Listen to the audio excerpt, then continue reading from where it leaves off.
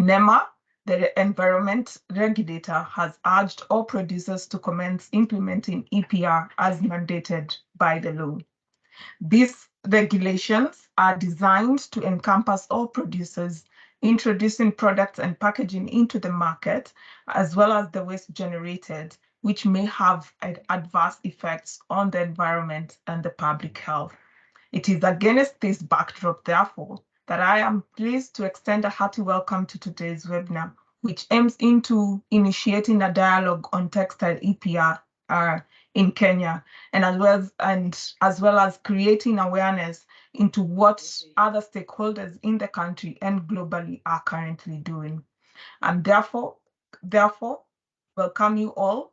And I would like to introduce you to our first speaker, that is Paul from Landbell, to give us his presentation. Thank you. Thank you very much, Sarah. And welcome, everybody. I'm trying to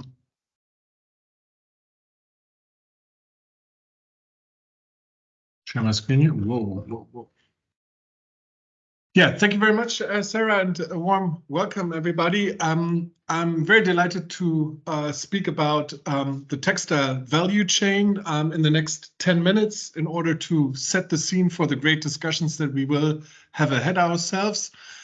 Just a few words about myself and Landbell Group. I've been working in the textile collection, sorting and recycling industry since 2010 and recently joined Landbell Group in the last year as part of their textile program.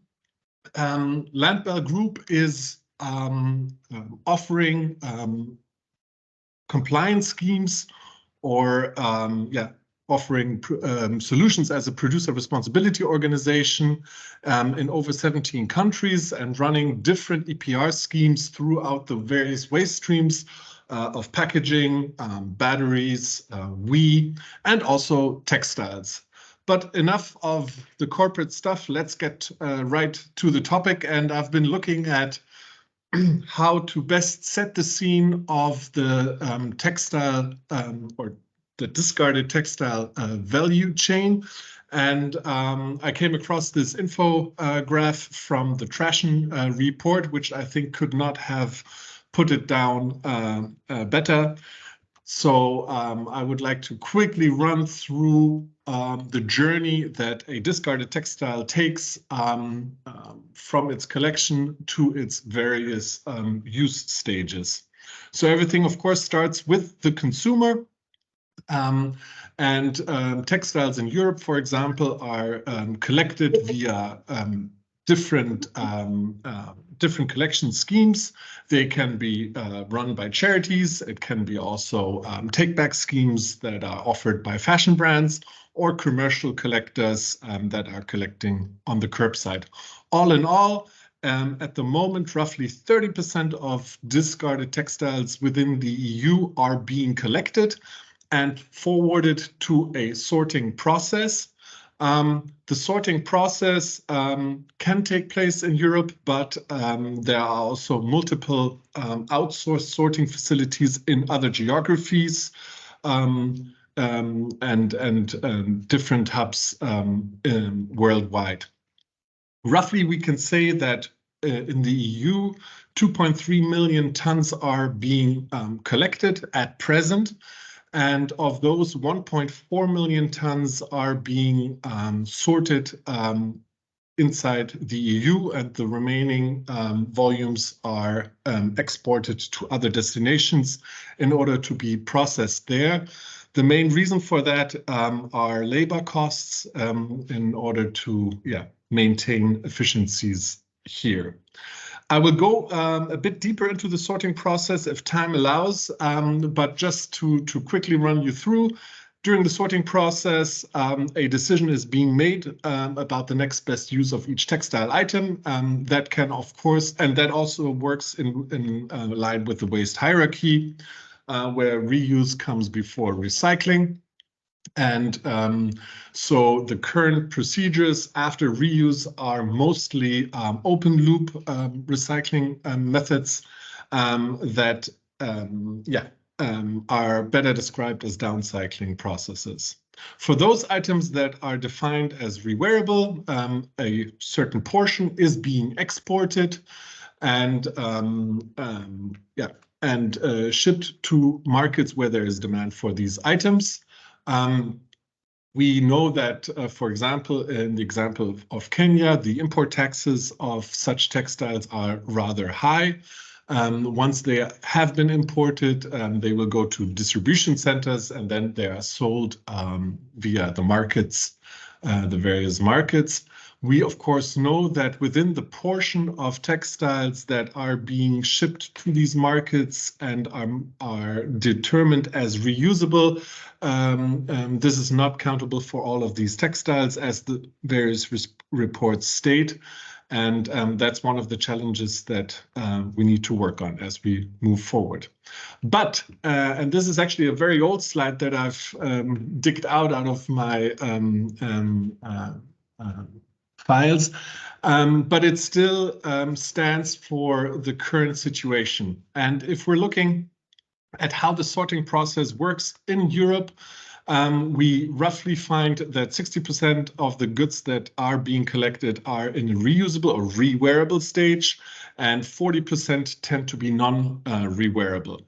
But let's look at the values that are being created during this sorting process. We see that the top qualities, the cream qualities or the vintage qualities, achieve very high prices in the resales market, ranging from 3,500 to 13,000 euros. The biggest portion of the textile items that is being exported to international markets range from 200 euros to 3,500 euros per ton. And when we're looking at the non-wearable fractions, we see that open loop recycling can create value. We're talking about mechanical recycling procedures here, but the report or the numbers that I am using today, which were generated by a McKinsey study, are ranging from 0 to 600 euros. Vipers is a more profitable operation, and here the prices are ranging from 70 to 300 euros. And of course, the waste, which in Europe is mostly going into incineration, is either costly or ranging from 200 euros per ton to 0 euros. So that's how the value is created through the sorting process at present. And this slide is actually one of the oldest slides that I have, but I keep presenting it. Why? Because nothing really has changed, and I believe that we are now really in a time where the volume value structure of the collected clothes that we're processing will change for good. Nonetheless, today we find ourselves in a situation where the whole textile waste stream is a self-financing waste stream. There are no EPR legislations implemented across Europe yet. That's why the majority of actors that are working in this industry, they need to make sure to create a value that will finance this waste stream. And what we see here is that the 12% of volumes, or 10 to 12% of volumes, which I showed in the previous slide representing the cream qualities, they are creating the highest value out of the whole mix. And basically what we see is that these high-end textiles, they are financing the remains of the volumes in that value chain. And this is how the industry has actually has been developed and has been derived. However, when we're talking about circular economy and the transformation towards a circular economy, we now need to emphasize more the fact and how to deal with the 42% of low-end volumes that are not creating any value at this point. And this here, here we see a good chance of tools like EPR to be implemented in order to transform this very static model away towards a more circular structure. And I know I'm lacking in time, but very quickly, the challenges that we see in the value chain and in the processing of discarded textiles are very much the same as they have been in the past. We're still lacking of infrastructure. We're dealing with a local waste stream, but actually we need to think in a global supply chain. And also the volumes and the material mixes are very, very challenging. If we're looking at the forces that are shaping this value chain, we see that in the EU, there are lots of legislation pieces on their way to be implemented. To mention the first one is the Waste Framework Directive, which indicates the introduction of EPR schemes throughout all EU 27 member states. And also the waste shipment regulation will have a huge effect on the export of textiles going to various markets worldwide. Why? Because the waste shipments will become will no longer be allowed as they are today. Nonetheless, we are dealing with different volume streams as well in terms of looking at the overall figures. For example, as I mentioned in the very beginning, we are only collecting roughly 2.3 million tons at present, of which 1.4 million tons are being processed within the EU. With the separate collection being introduced in Europe, we will see that the volumes are rising, and the material mixes of the clothing items in terms of reusable and non-reusable also will shift away. And this will have an effect on the way we sort and the way we process the discarded clothing as we go forward. And that's why we definitely need, or desperately need, the innovation to be scaled up. Textile recognition is the most important aspect here. We need to find a way in order to make sense of the heterogeneous mixes of materials that we're wearing on a daily basis in order to make very good and precise recycling decisions afterwards. I do want to mention the digital product passport, which of course is also a way in order to track and trace a textile item in order to enable us to make better choices. We also need to talk about the preparation for recycling. How do we get the clothing items in a condition that we can actually recycle them? And then, of course, we need to talk about the recycling innovations, them being either mechanically or chemical, in order to create a circular environment. And just one last thought here: if we take into consideration that the existing self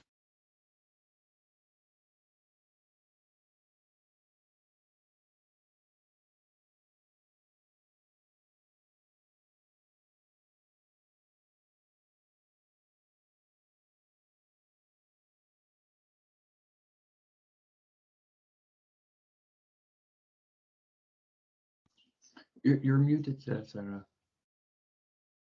Paul, or did Paul hang on us, or it's my end? I'm back. Okay. And I don't know when I was kicked out, but maybe just my last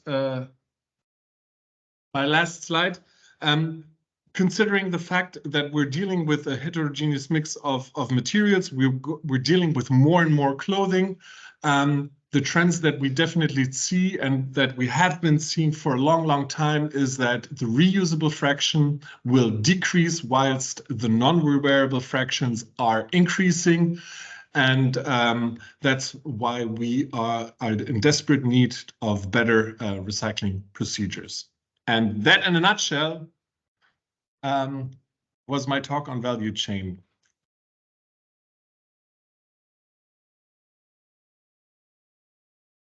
You have 2 minutes to speak on the value chain. I still have 2 minutes. Yes. Oh, very good. Can you tell me, actually, I was dropped out. Did you see all these? Did you see this slide? Yes, we did. Okay. No, in this case, I'm done with my presentations. Are there any questions? We will take the questions towards the end so that we can make sure that and participants can continue writing their question and answers on the question and answer icon on the link. So we'll go to my favorite people in the country so far. People I've made acquaintance of for a few months and a few years. Let me say a few years, 1 year now down the line. That is Africa Collect Textile.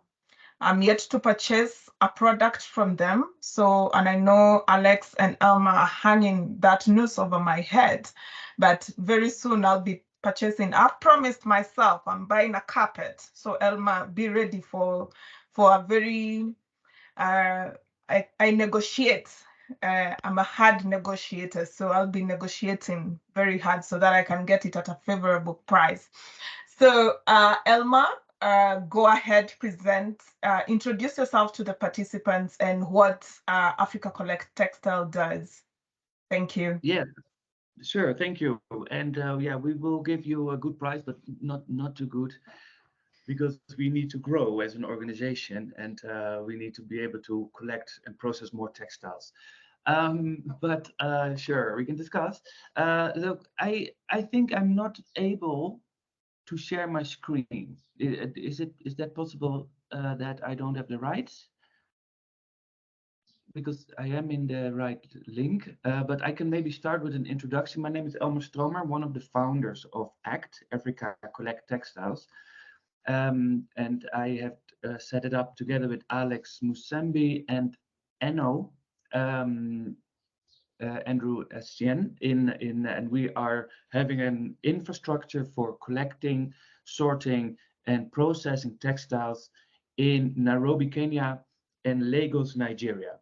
So what Paul was also mentioning, we need much more infrastructure to basically save all these materials from entering in water bodies.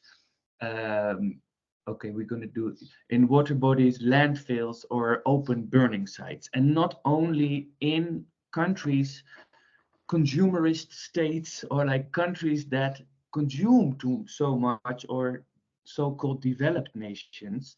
Technically, all countries require a infrastructure to collect, sort, and process used textiles. So we are building this infrastructure for in Africa. We created the model for step-by-step setup of this infrastructure in African cities. If you can just then make your screen bigger, or like it's full screen mode.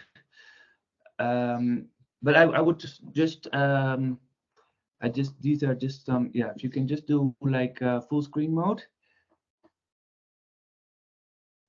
And then I will just say next all the time. So I think it's most of the people that are here are pretty aware of all the problems in the fashion industry, and if you compare it with paper and plastic, it's hopelessly behind in terms of leakages or recycling rate, and I will touch upon that. So so the problem is like if we would all be a textile industry, or if the whole world would be a textile industry at this moment, we would be pretty in the bad place. We are definitely going towards a very hot planet, and stuff really needs to happen. we lose a lot of materials.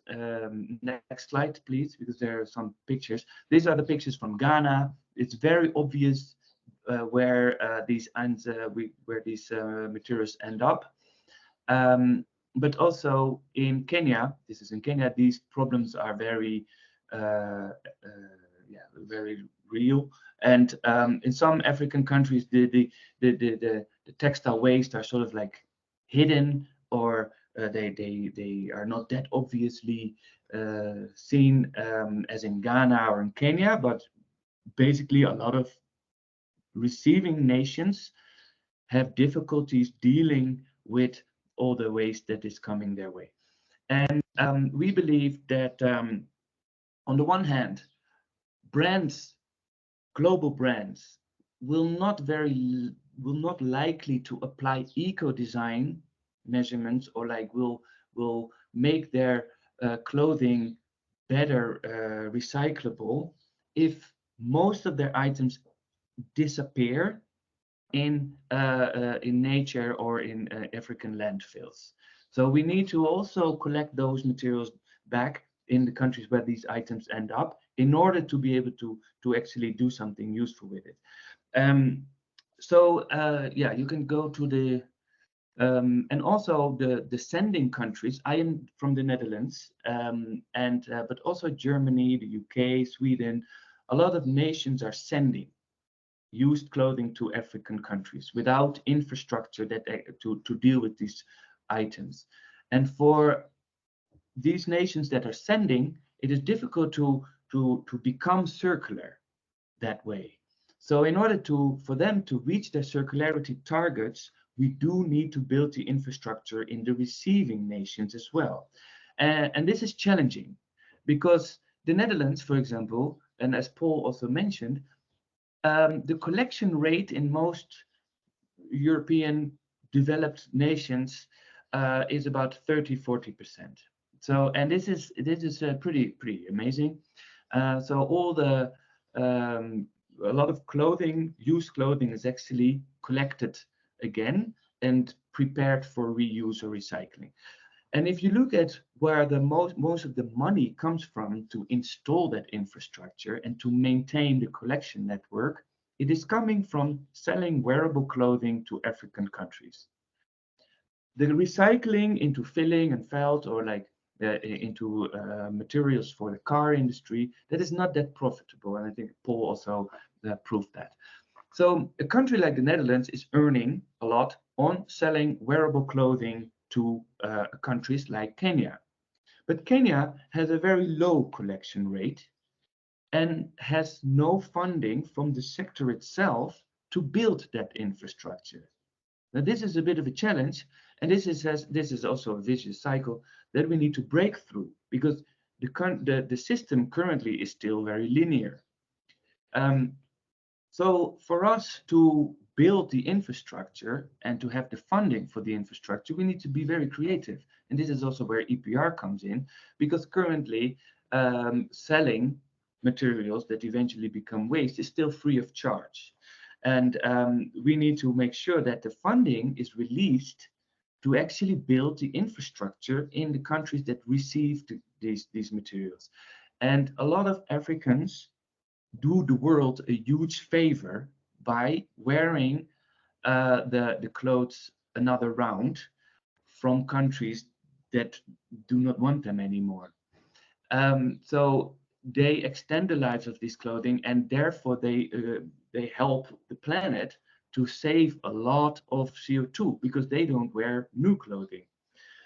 And this needs to be rewarded somehow, and we need to find ways to build this infrastructure. Next slide, please.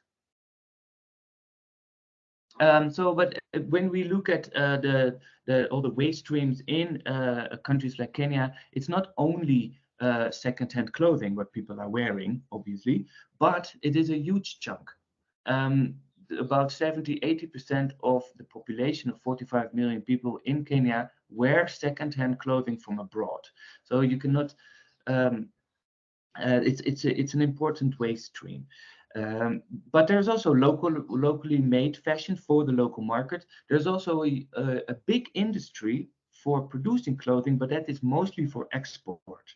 But still, there is a lot of brands that are produced here in Kenya, like Calvin Klein, Walmart, pants, and that so that industry is creating mostly offcuts and textile waste, and there's also not so much infrastructure to process offcuts within the country, and a lot of these materials are exported if they can be recycled somewhere else, but also unfortunately a lot of these materials are burned in the open air. Another interesting waste stream is uniforms. There are 500,000 security guards in Kenya and 7 million children wearing uniforms.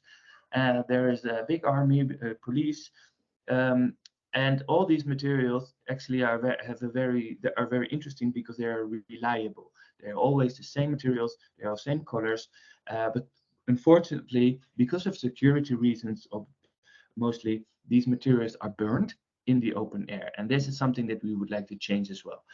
Next slide. So what we are doing, we are setting up infrastructure to collect, sort used clothing, make sure that wearable items are still can be worn.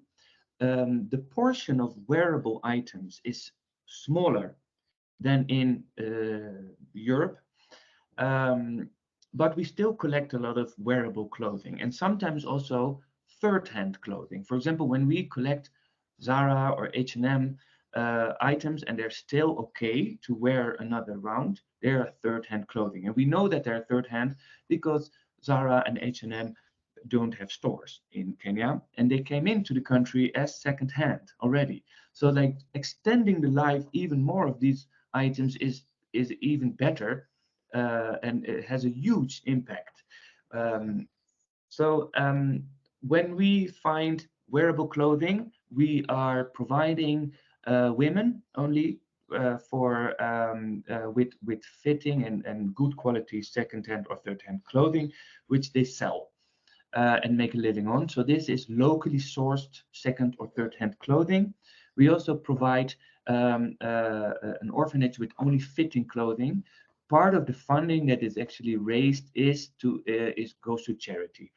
And some of like an orphanage, they don't need necessarily more clothing. They need money for school fees, medical fees, and for food. So in order to strengthen an orphanage, you just need to give them money and not clothing.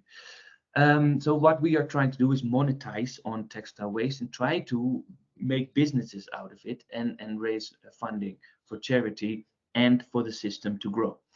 When items cannot be worn anymore, we are upcycling them, and this year we're going to downcycle materials as well into filling and felt. Next slide, please. Also, we are helping other brands to reach their circularity targets, because also brands locally in Kenya, they need to help basically to collect back the items that they sold. This is very important that they use their infrastructure that they have to help us actually close the loop. And we have done now short projects with Decathlon. People could return materials or return items to their stores, and they get a discount voucher for a new purchase. Also, we do that with Go Outdoor Kenya and with Salomon. So people can return used clothes, not necessarily from that brand, and then they can have a discount voucher for on new products. Next slide, please. So I said when items are still wearable, I find it rather interesting because it is a locally created second-hand clothing loop. And because we are not dealing with big shipping containers and bales of 45 kilos, these are which you see often when items come in from abroad, we had the chance to redesign the distribution of wearable clothing. And we noticed that a lot of people have difficulty accessing good quality clothing from abroad. Mostly these are already taken, and carrying these huge 45 kilo bills, which is if you carry 45 kilo bills on your neck, or try to get it from the market where the containers are opened to your village or to the outskirts of Nairobi, it's a hassle, and you need to have storage and everything. So we could redesign the system, and we basically create mini bills, packages of like 5 to 10 or 20 kilos that people can also sell in one day. We are lowering therefore the bar to enter this market and generate very easily more jobs. Also, obviously, because we don't have to ship clothing from all over the planet, our second-hand clothing locally sourced is about 3 times cheaper than foreign second-hand clothes.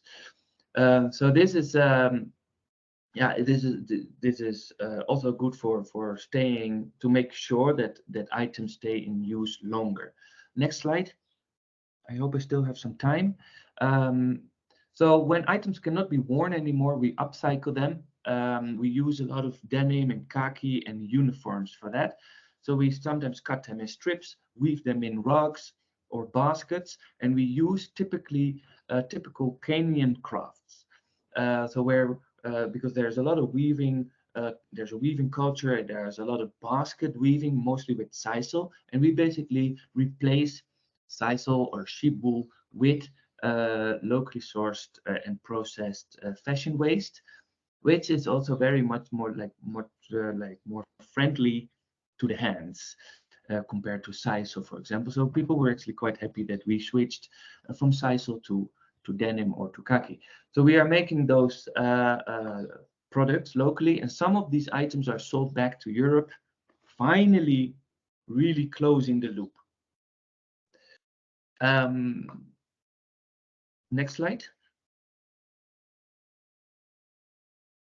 Yeah, so we work with different women groups or other weavers to actually process these materials, and yeah, we try to become more like a network of companies processing these materials. Next slide. Also, we produce for other brands, for an Italian brand or for a local brand, and then we basically produce their products. Next slide. And step by step, we are basically making the sector more and more developed. And so we started with making sure, understanding where is all the waste, how do we get it clean and dry, and now we are processing bigger and bigger volumes, also going into downcycling, basically making filling and felt. But eventually we need to recover fibers and mix them with virgin fibers to create a recycled yarn and then recycled fabrics.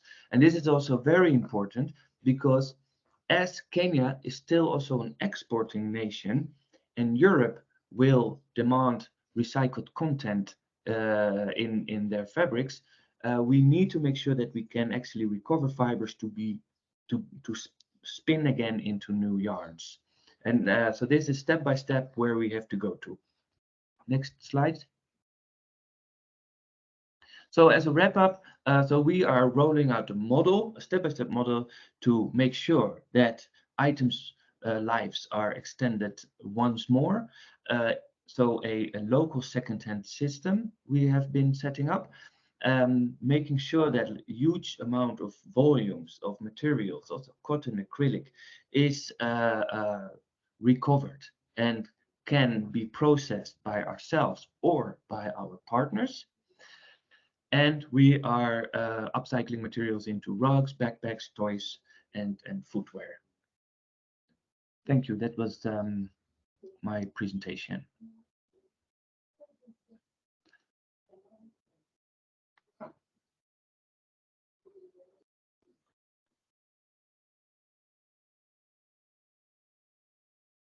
Wow.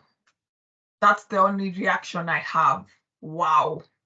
And I know that the attendees as well have the same expression. Many of us, I don't know if people knew actually this is actually happening in Kenya. Now we will go right ahead to Asia and hear what India is currently doing in terms of textile recycling. There's a famous saying, and that's according to Sawrabh, if it works in India, it can work anywhere. India is a 1 billion plus population, so they have a unique problem and they have a unique way of solving things. And there is always, if we can borrow whatever they're doing, then we'll be able to replicate a solution that is working. Sawrabh, please go ahead. You have exactly 10 minutes.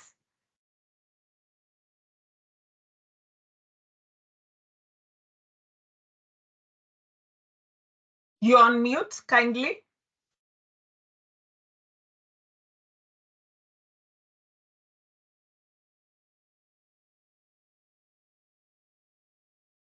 Sawrabh, unmute yourself. Yeah. Am I audible now? Hello, am I audible now? Okay. Okay. Thank you, Sara, for giving such a good introduction about India.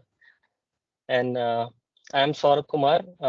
We are based out of New Delhi, India. And we have been producing for textiles for almost 20-25 years for Indian domestic brands like Fab India and brands from Tata, that is Varsani. And we have been manufacturing apparel, home furnishing for these brands for last 20-25 years. And while planning, we try to plan as much as possible that there is less textile waste after cutting the fabric, but some or other part of the textile is always left out and it is not used in the garment or the home furnishing. So we want, although see, as India is a very big country, not all the textile waste goes to the landfills.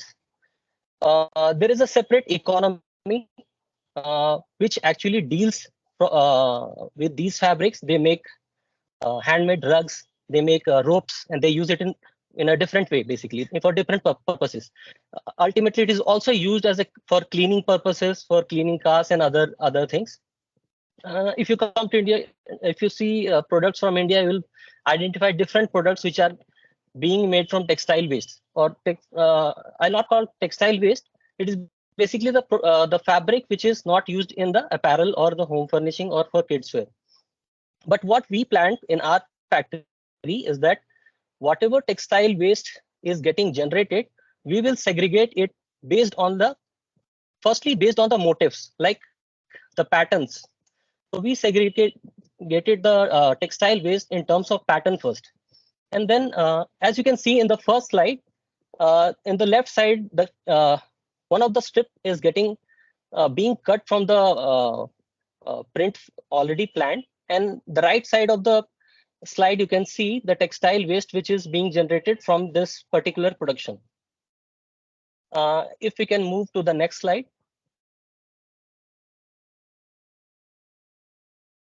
Okay, so now what we did is we collected these small bits of fabric. We cut them into small pieces, and then we laid it on another base fabric, which is very sheer, and it was very light fabric. And after arranging that, we layered it with another fabric, and we made it as a sandwich of fabric, like how polyfills are used in basically the making coats and jackets. So these textile waste is it will act as a pattern as well as an insulation for the garment. Now we can move to the next slide.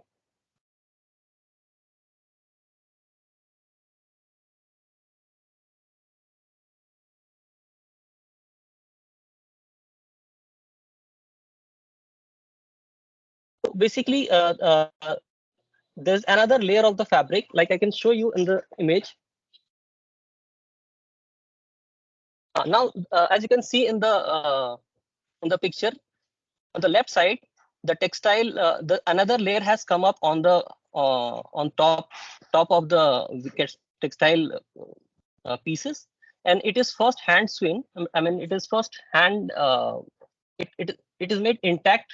The fabric is made intact first, and then on the right side, the quilting is being done,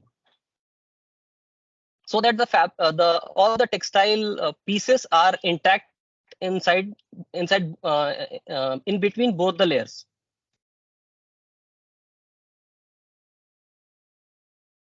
We can move to the next one.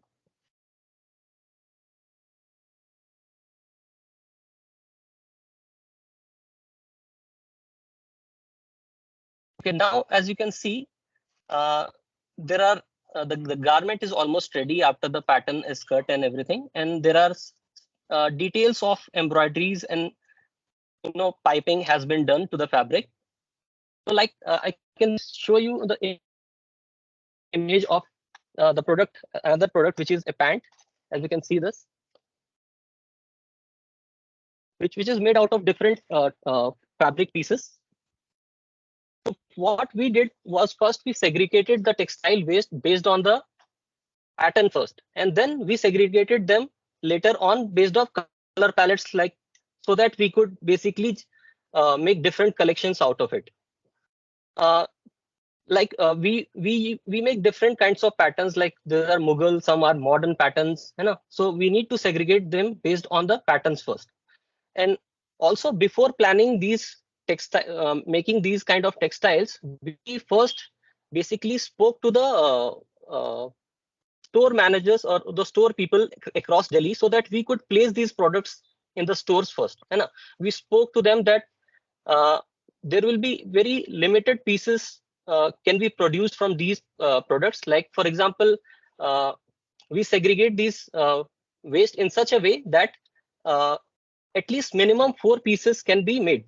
Like for example, one in small, one in medium, one in large, and one in XL, so that it can cater to all the sizes. So we spoke to the store manager or store people in that there will be limited pieces coming from these kind of products. So you need to be ready, and it may or may not be replenished.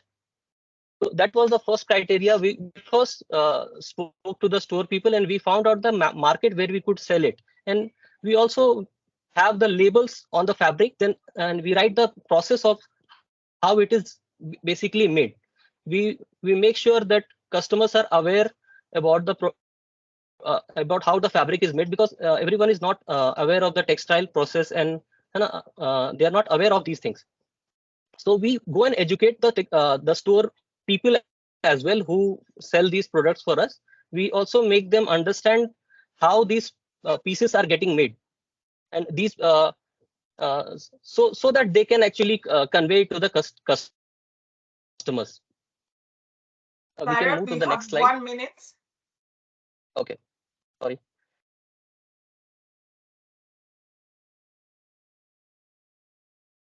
Likewise, these are the products which we have made using different textile waste, you can say, or bits of pieces of the fabric.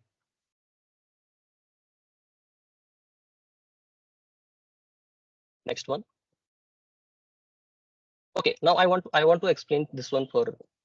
So here you can see there are various different patterns in the garment, which have been segregated first. Like the similar motifs have been segregated first in the garment, and these were of different colors. Like the base fabric was different. Like some was in beige, some was somewhere in off-white, somewhere in gray color. So all of them put together were again dyed together, so that they come in one color palette, basically. This so that it's aesthetically good looking.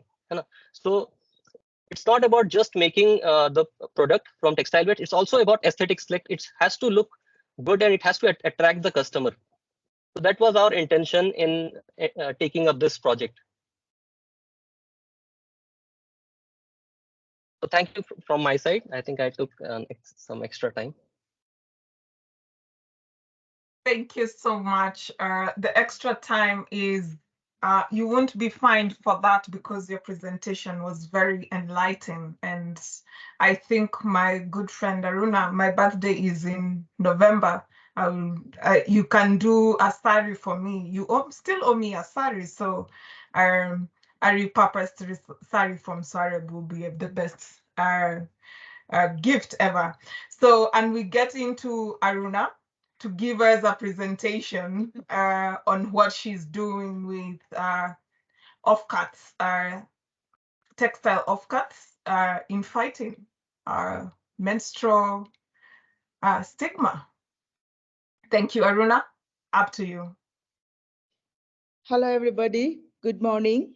Sarah, definitely I owe you a sari and it has to come from Sawrabh. So I promise you, as we are all motoring everybody to upcycle and recycle. So my name is Aruna Varsani. I'm the founder of Together for Better Foundation, where we champion for menstrual health and hygienic.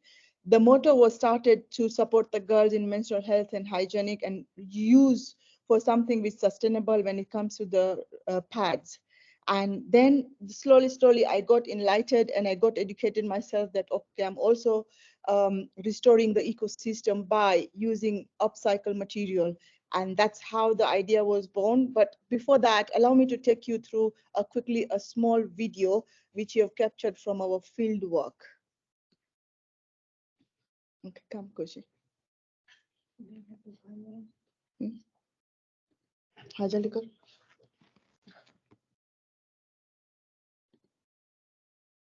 Yeah. Quickly, वापस time limited है. Branches security. It's not sharing. I only have 10 minutes, Kushi. If I'm going, I'm.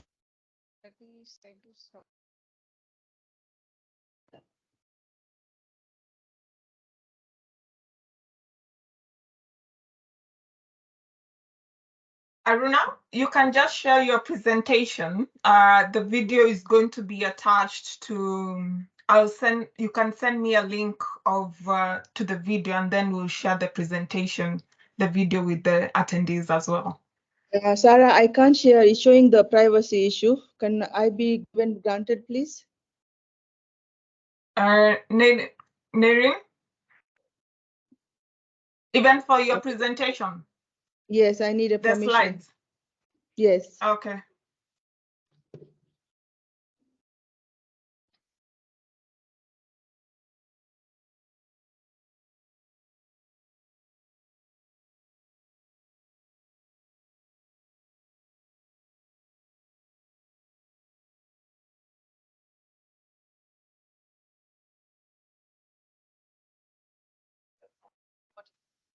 Hello, Aruna, just jumping in here. So these should be your laptop settings that you have privacy trouble. This is not within the webinar. Optionally, I would suggest you could just share your camera. And happy if you speak and we can share the presentation with participants afterwards if in case it does not work.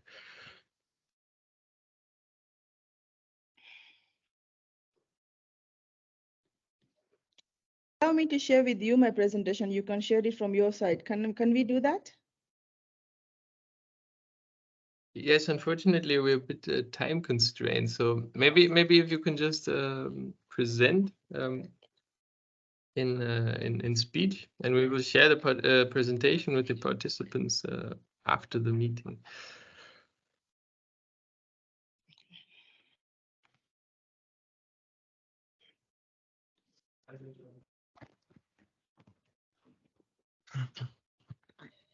I'm so sorry. I think there's a hitch with the security challenge with my computer. I can still share with Shara if she can share with me.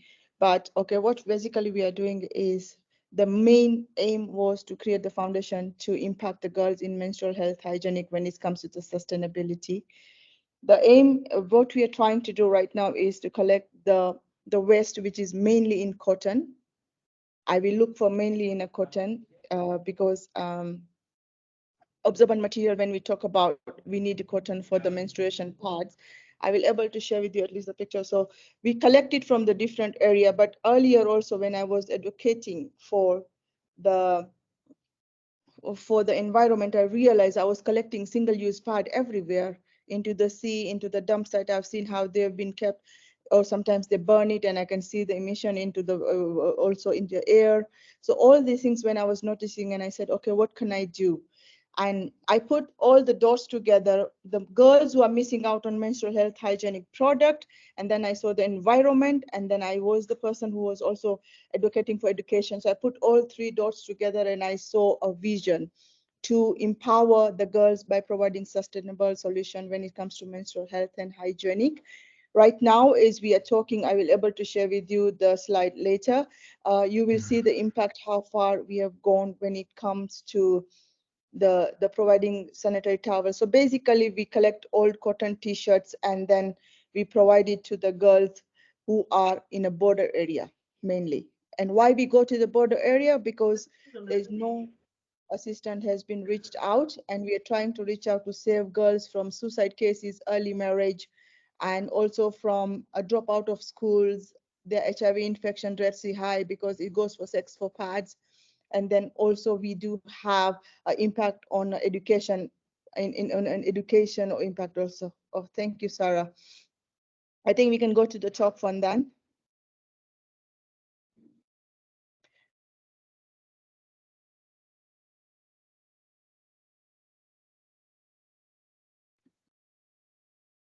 Yeah, we can still go to the top one, please. Thank you. So this is the EPR lessons, what we have learned from upcycling, and I would like to share with you the slides. Can we go to the next one? The problem which I saw, and I showed earlier that in the picture is me, myself, picking up pad, which is single-use pad from the beach. I found it in a CN side. It's a poor menstrual health, providing poverty in a community or vulnerable girl, also in the woman. So it's not only the impact in the community, but I saw that we need to impact or restore our ecosystem by stop using single-use pads also. And second thing I saw is the lack of market in connecting to the waste to value solution that is sustainable. And we said, okay, we are going to collect the cotton garments, which is waste or offcuts. So we upcycle or recycle those materials to make sanitary towels. Next slide, please. We provide social solutions by providing jobs also around it, better menstrual health and management, effective menstrual health management through our full cycle sanitary kits. So I'll show you here. This is how the kit looks. There are 6 pads into one kit, and I can open for you also one. It has a small Velcro, but this is how the sanitary towel looks. This is made out of waste garments, and we give it 6 into the one packet. We also support in a cottage industry for reuse to textile as a low income slum area villages or young girls in direct beneficiaries. So what we do especially on the foundation is when we go to visit them, we teach them also to how to source the waste material around their culture areas or around where they are based, and we teach them also how to make their own sanitary towels. You can see the picture, which is actually taken it up in a northern part of Kenya. This is from Marsabit, and we have empowered women by providing them the machine and the knowledge around sustainability. The next slide, please. So these are the paths. Our solution towards this current waste definition creates barriers and circular business models such as reuse. I see it this still I will always say it's a taboo, or it's still a myth around that we can't reuse something. When it comes to reuse, it's almost like down eyes seen. So that's how I see the EPR is very important around this. It's a mandatory EPR system provide a necessary funding and organization framework for. So it's very important. So I want to break down further is the separate collection of the all discarded textile products within the legal definite scopes, diversing this from the mixed municipal waste, and thereby meeting the mandatory separate collection requirement under the EU, because Kenya don't have yet EPR. So we all following and side buying for, especially for the garment textile EPR from EU right now. Investing into the infrastructure is very important to collect the textile product to be sorted. We have just seen that what African Textile is doing, you need a larger setup. and is only one person doing in Kenya, where we're seeing tons and tons waste is generated every day. So without action on transforming business model, EPR is merely band-aid solution for the high volume of discarded products in the liner economy. EPR alone will not be enough to distribute the short lifetime of our textile products, in particular clothing wise. I see the fast growing fashions needs to be set up here also with this EPR. We have to lock them in also within this EPR. So while EPR can be help fund in a necessary system in infrastructure to collect and recirculate the product and material, more action is needed to avoid products being discarded in the first place. So if we don't start from the top level, we as upcycler or recycler or impact bodies will get tired at one point. So I think it's a full chain of the body needs to be connected with us, and we need to put them all also part of our EPR. As a request to be established mandatory EPR scheme for the textile especially, is it able to clearly discussed with the constitution waste and what is in a product.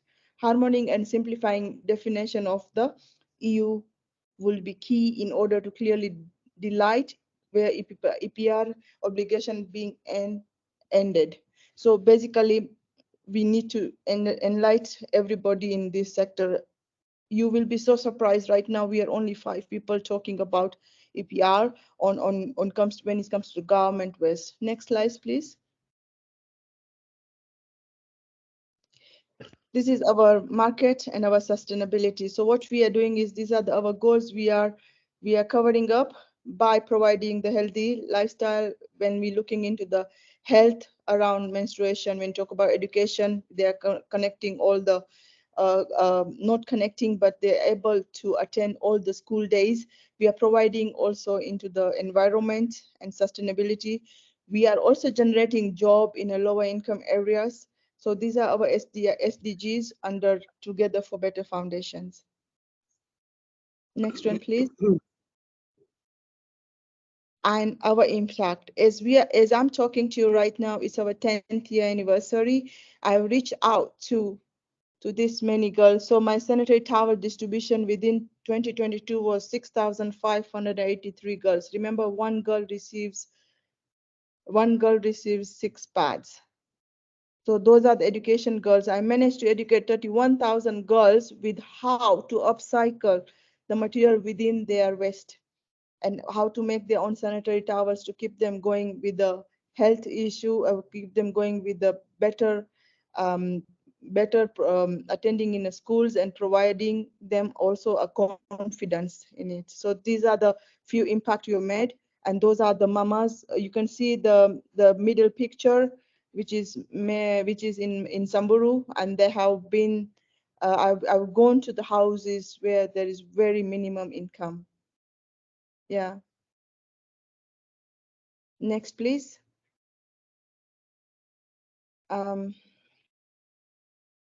That's it from my side, but I will be sharing a video soon because I have impact video from the beach area where I've collected my pads, the girls who I've been to, and the mamas who have been generated job out of this project.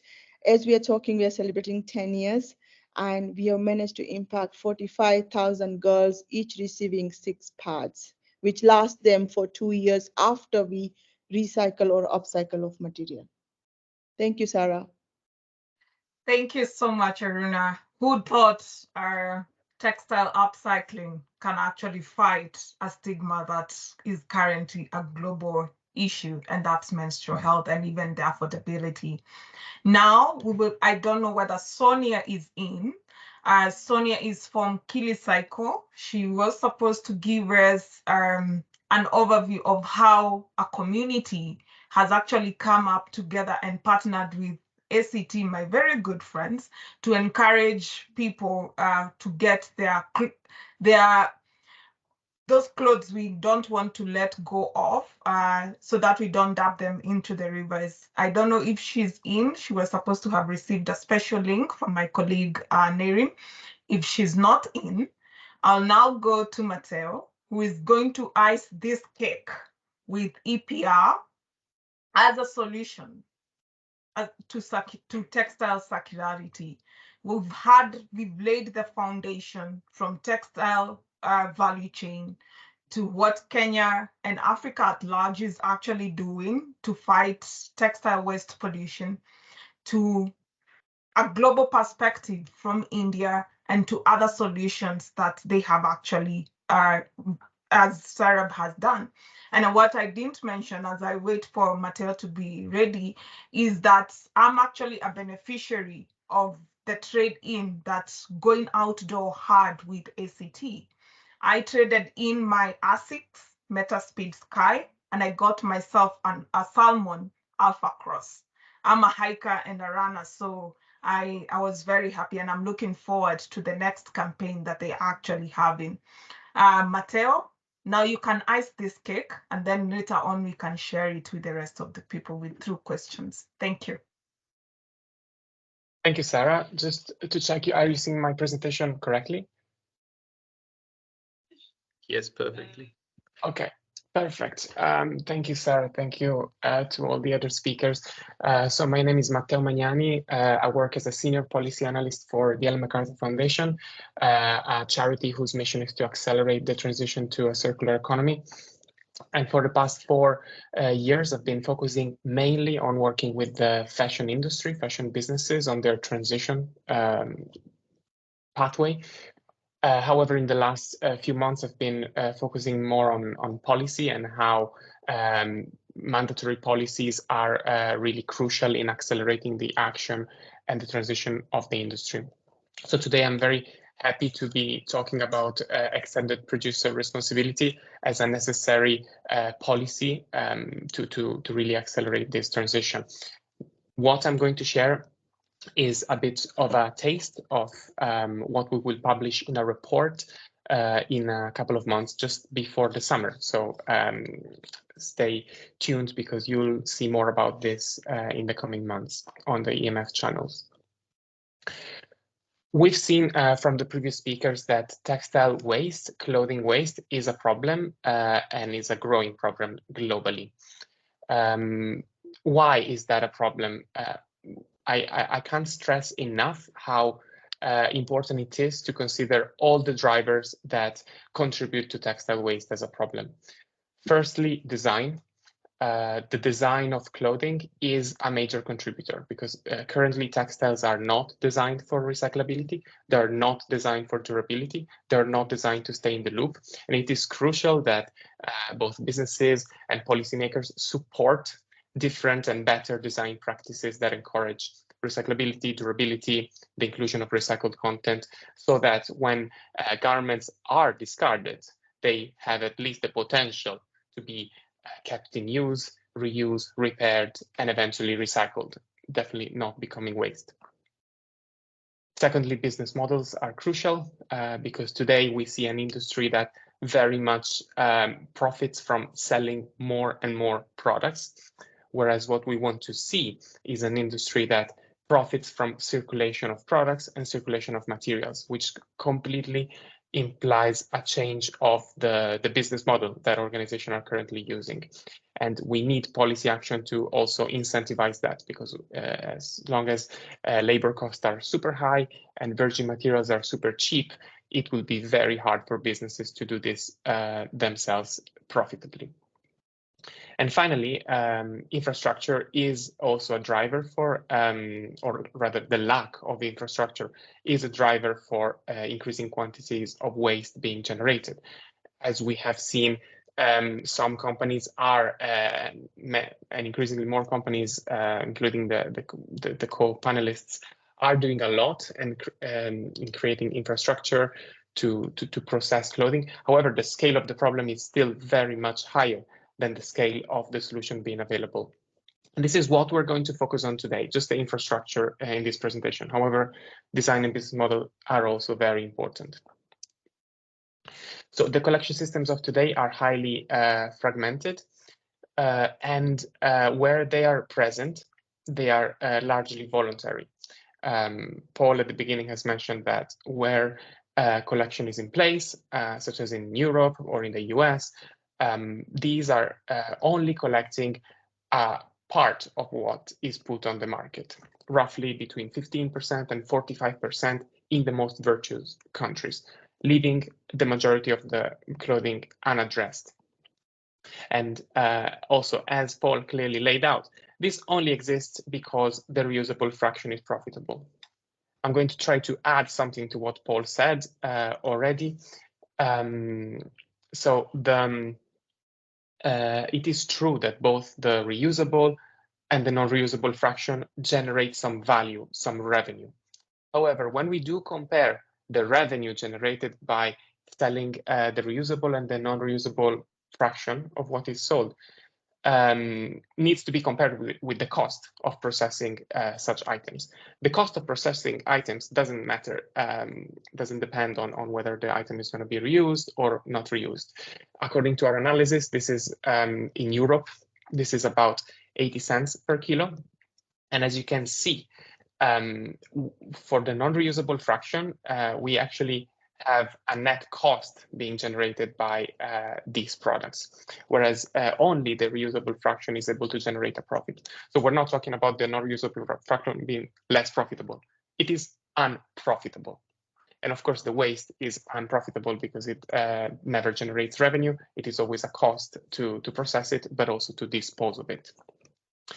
And again, as Paul currently just pointed out, the whole system only stands because the reusable fraction currently is very high. If the reusable fraction wasn't high, there wouldn't be any business case, any reason to separately collect and process discarded textiles that are then going to be recycled or downcycled. And why is that a problem? Because today we're lucky that 60% of reusable textiles are, 60% of sorted textiles are reusable. However, the system is very fragile because according to our model, if the share of reusable textiles goes down, and we very much see the trend already happening because we're collecting more clothes, which means we're collecting more and more low value clothes on top of the ones that we want, which are the high value ones. As soon as the share of reusable clothing falls below 45%, we're going to see the total operating margin, which is the difference between the revenues and the costs incurred by the sorters, drop below zero, which is basically a deadlock for this part of the industry, which will no longer be able to rely on the reusable fraction for profitability. And to escape this deadlock, EPR is necessary. It's necessary because of its nature. Its nature, we define EPR as a mandatory fee-based policy mechanism that places the responsibility for sorting, collection, and recycling on the producer, which in this case is the entity, the company that places the product on the market. So, for example, the brand or the retailer that sells the product to customers. It is important to design EPR systems in this way because they are dedicated to the purpose of collection, sorting, and recycling textiles, and the money cannot be used in any other way. They're ongoing, so they are able to collect money continuously as products are placed on the market. And the money is sufficient to basically fulfill the objectives of the EPR scheme. So it is important to set fees that are high enough to be able to cover the net costs of the operations within the country that EPR is implemented. Of course, EPR is not the only way to do this. However, we see that the other ways, such as those on the sides, public funding and voluntary contributions, are not really meeting these three criteria. For example, public funding is very much dependent on the political parties in power, so it's often not ongoing, and sometimes it's also not dedicated, because you could collect money and then the money disappears. It's not really dedicated to the purpose that it's collected for. At the same time, voluntary contributions are crucial, and we're seeing a lot of them in this event. However, they're unlikely to be able to cover all the textiles that are placed on the market, so they're unlikely to be sufficient. And EPR is therefore the solution that we believe to be necessary. But the good thing about EPR is that it does several things in addition to fixing this economic burden that is currently not profitable for the industry. Of course, EPR helps fund the collection and sorting, as we've seen, so sort of by fixing the economics that we've seen will not work, will no longer hold when the reusable fraction decreases, and it will decrease. But EPR systems are also crucial to unlock capital investments on the necessary infrastructure that we need to scale reuse and recycling. For example, we've seen that in some cases, EPR applied to other products, such as packaging, has been able to basically incentivize investments by securing contracts with waste providers that decide to provide their waste services to a specific municipality or government, and only by being secured a long-term contract, they were able to invest and basically be confident that they would have a return on their investment. Also, EPR helps create transparency and traceability for the material flows, which is currently not there at all. And lately, by setting targets, EPR can actually set a clear direction for the whole industry to rally behind such targets. So we can really create collective action, which is concerted towards one single goal. Although EPR has several benefits, as we've seen, in the current application of EPR systems, surely for textiles, but also more in general, it is very hard to account for the global dimension of the industry within the way EPR is currently framed. Of course, we've seen how global the supply chain is for textiles. We've got supply chains and suppliers from all over the world, but also the markets are global. So the same brands and retailers sell their garments on multiple destination countries. But also the post-consumer market is very global. So according to our analysis of UN data, these two graphs are actually seeing how from the year 1990, the trade of used clothing has increased from almost zero to very high amounts today. And EPR currently is completely blind to all of this because by design, it only considers and only deals with the clothing that is kept and discarded within the country where EPR is implemented. And the good thing is that EPR systems can be designed, and a bit like everything that can be designed, it can be designed in a better way. And we see three opportunities for EPR to be able to account for this global dimension. Firstly, this is crucial, as EPR schemes start to emerge in more and more countries, which is something that we really want.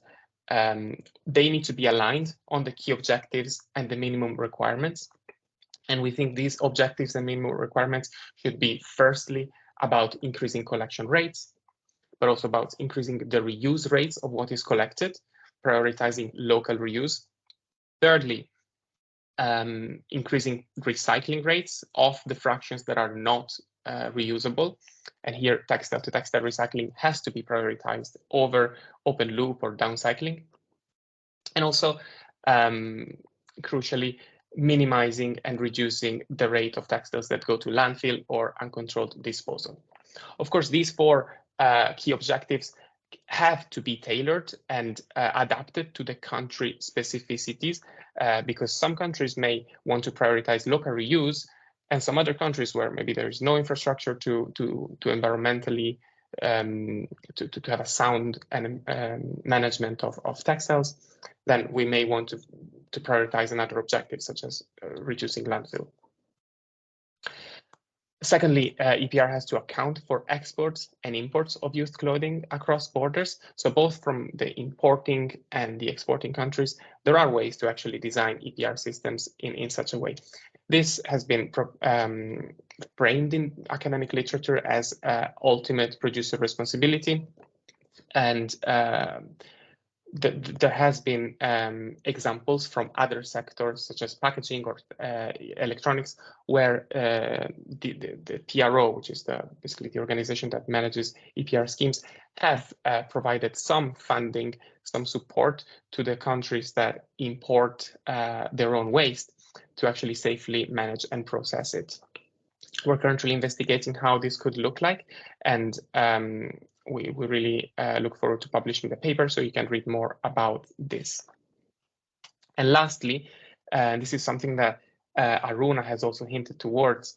We currently have an international framework of policies that doesn't really do justice to the problem that we have. We have a lack of clarity between what is a product and what is waste. In fact, pretty much all the trade of discarded clothing is under the label of used clothing. However, what we see in importing countries is that not all this clothing is actually reusable. So we need to actually revise in the current framework to make sure that waste and reusable clothing are properly defined. And this encompasses several policy instruments, such as the harmonized system by the WCO, the Basel Convention potentially. Does it include textiles in scope or not? But also policies such as the end of waste criteria that define when a product ceases to be classified as waste and becomes a product again. So these are all policies that need to be revised and aligned in order to facilitate the implementation of EPR that accounts for the global dimension.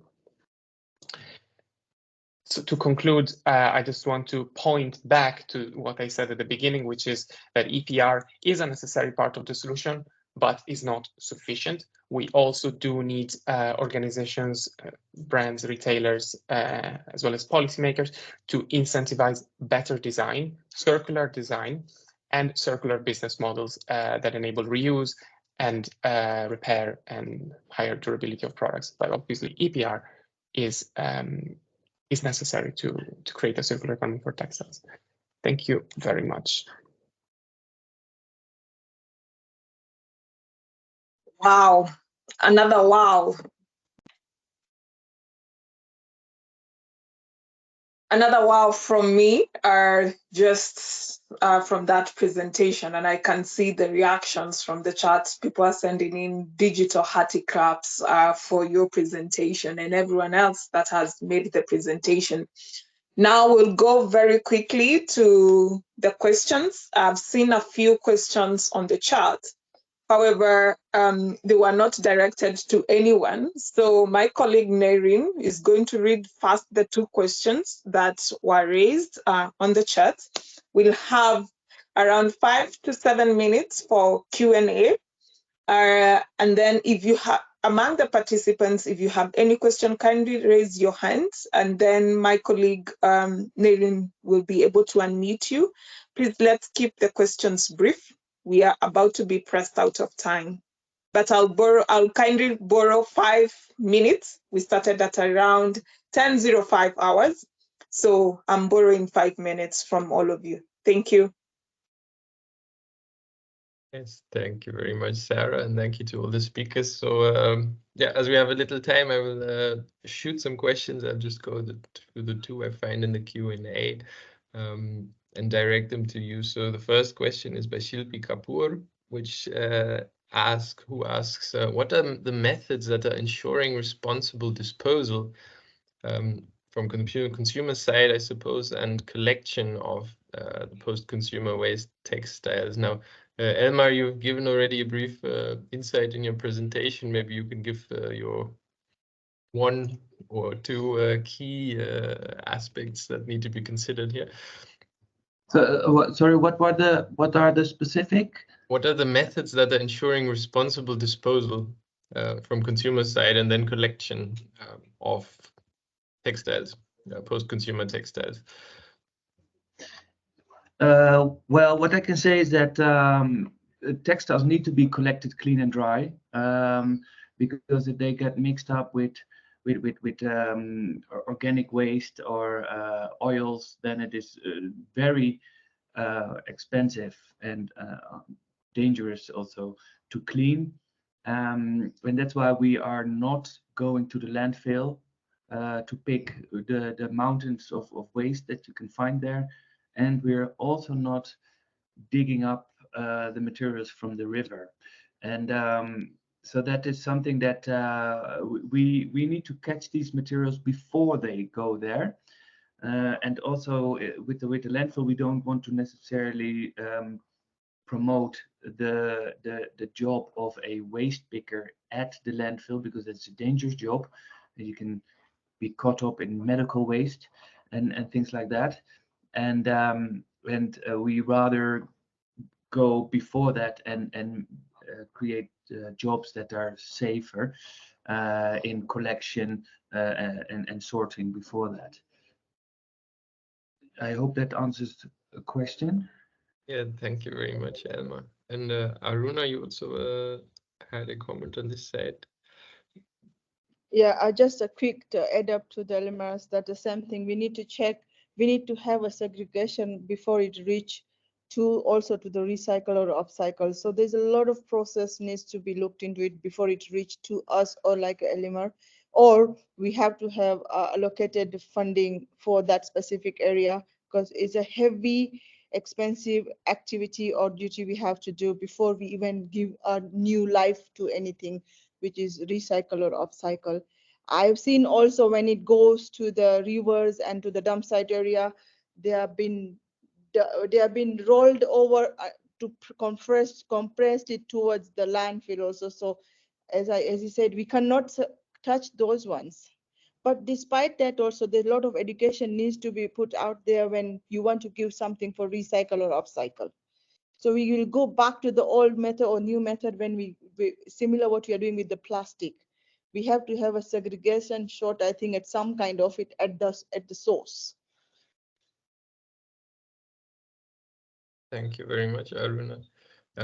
Now, due to the time constraints, I think I would close with one more question, and it's an interesting one because this is a topic that has come up in recent years, which is that recycling, of course, is not the topmost solution that should be sought for in a circular economy. And this question asks, does the increase in textile recycling offer the impression that overproduction and shopping habits should continue and scale rather than focusing on degrowth and decrease of production and heavily focus on recycling, which is a topic within EPR? Now, happy to have a voluntary for this question. Maybe looking at Matteo or Paul also. What are your insights here? Yeah, I'm happy to say something on this one. So as I said in my presentation as well, it is very important to complement EPR policies with better design of products, but also circular business models that enable organizations to make money without making new clothes, but by circulating new clothes. Of course, these models have been trialed already by many brands globally. And I would add that if, in addition to trialing them, we also need to shift the incentives that are given to customers to actually following these models, making them more attractive than the linear models. So that means doing marketing in line with these models, and yeah, monetary incentives that really incentivize these models over linear product sales. Thank you very much, Matteo. Very rightfully. Now, due to the time, I've posted an email in the chat. So for any further questions from participants, I would ask you to direct them to that email I posted in the chat.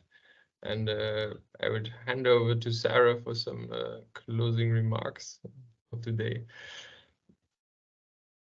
Yes, but I would like, in 1 minute, agree. I can see you had your hand raised. I've also seen Melissa's question has been answered on the chat. Agree, please, and I hope it's a second question, 1 second question.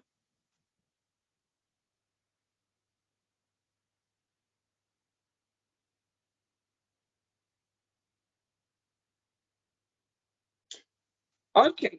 I didn't want to leave out anyone just because I've seen his or her hand was actually raised. Thank you so much for joining us today. I hope it was an informative session. I'll share with you all the presentations that were done today by our presenters.